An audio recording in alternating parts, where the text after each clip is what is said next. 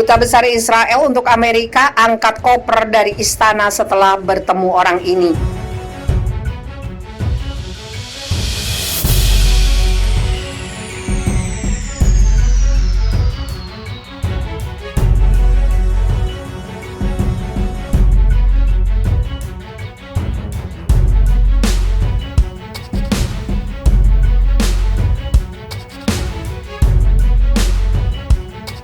Duta Besar Israel untuk Amerika Serikat mengundurkan diri pada Minggu 27 Juni. Pengunduran diri tersebut terjadi beberapa jam setelah menyambut Presiden Israel Reuven Rivlin ke DC, di mana ia akan bertemu pada hari Senin dengan Presiden Biden di Gedung Putih.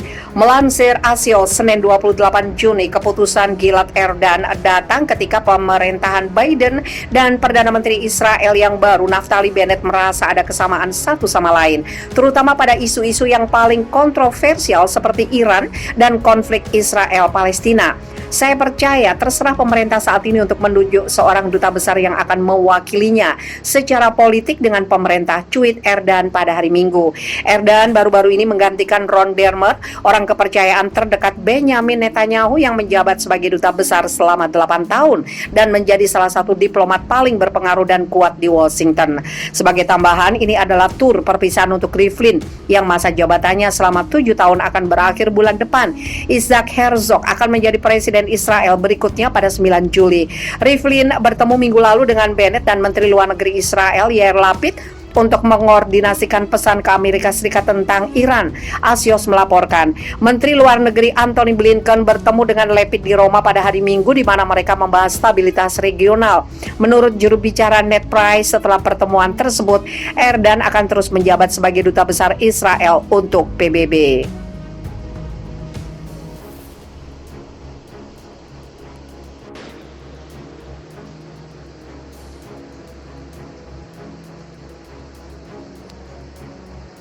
Bennett dan Sisi bahas masalah tentara Israel yang ditawan di Gaza. Perdana Menteri Israel Naftali Bennett dan Presiden Mesir Abdel Fattah al-Sisi membahas masalah tawanan Israel di jalur Gaza. Dalam percakapan telepon pertama mereka, Bennett mengatakan kepada Sisi bahwa tentara Israel yang ditahan di Gaza harus dibebaskan.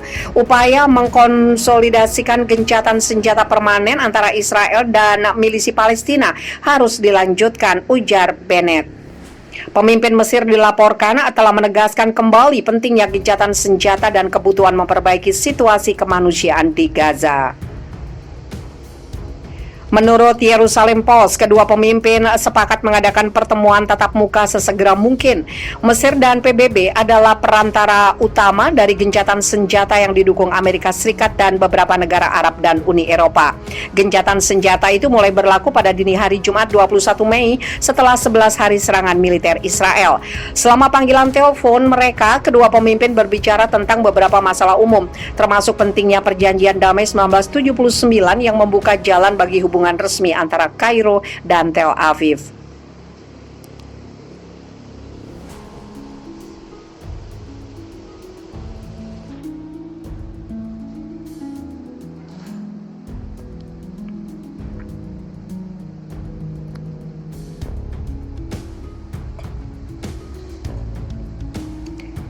Drone Iran bisa begini, Amerika Serikat dan Israel buru-buru bikin pertemuan. Seorang komandan tinggi Garda Revolusi mengeluarkan klaim mengejutkan tentang teknologi pesawat nirawak alias drone yang negara itu miliki. Dikatakan, Iran memiliki drone yang memiliki jangkauan hingga 7.000 km. Iran memiliki pesawat yang tidak berawak dengan kemampuan jelajah 7.000 km atau 4.375 mil yang dapat menjangkau jauh di luar Israel.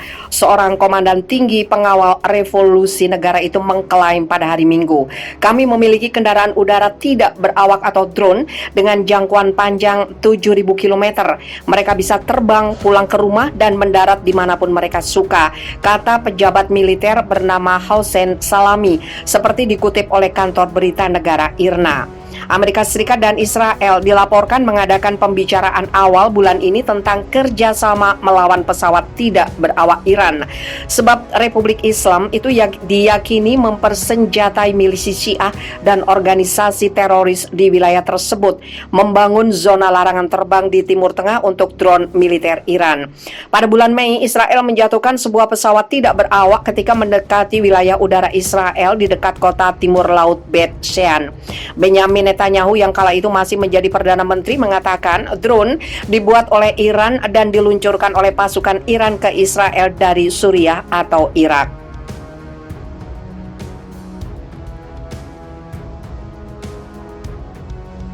Dalam kasus serupa pada 2018, sebuah pesawat tidak berawak diterbangkan dari Suriah ke Israel Utara sebelum ditembak jatuh oleh helikopter Israel. Sebagai tanggapan, IDF meluncurkan gelombang serangan terhadap aset Iran di Suriah. Pekan lalu, Wala melaporkan bahwa Amerika Serikat telah meningkatkan koordinasi militer dengan Israel dan dengan sejumlah negara moderat di Timur Tengah moderat. Upaya tersebut untuk melawan ancaman yang ditimbulkan oleh Republik Islam di kawasan itu. Selama 2 bulan terakhir, Komando Pusat Militer Amerika Serikat CENTCOM telah meningkatkan kecepatan koordinasi dan jumlah pertemuan tingkat tinggi dengan Israel, Mesir, Yordania, beberapa negara Teluk, Siprus, dan Yunani. Selama perjalanannya minggu lalu ke Amerika Serikat, Kepala Staf IDF Afif Kohafi mengunjungi markas besar CENTCOM di Florida, menggembar-gemborkan kerjasama operasional antara militer Amerika Serikat dan Israel sebagai belum pernah terjadi sebelumnya.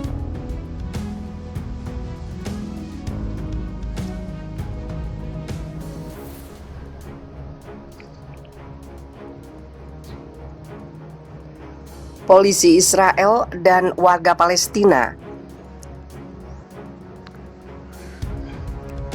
kembali bentrok, sempat lemparkan granat kejut ke rumah warga.